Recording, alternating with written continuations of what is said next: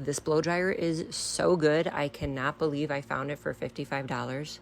I have that really expensive big name brand one that just crapped out on me recently. I cannot bring myself to spend that kind of money again. This left my hair smooth, still feeling moisturized. And the only product I put in before this was a volumizing spray, which tends to be drying. Guys, let me tell you, I was a hairstylist for years in Chicago area, and I'm a tough critic on blow dryers. I know my hair is short, but my hair was dry in less than 5 minutes. Of course, there's a cool shot button. It's not gonna overheat. It'll automatically change the setting. This thing is honestly quality. For 55 bucks, you cannot go wrong. I'm gonna give this a 9/10, so I will link it in the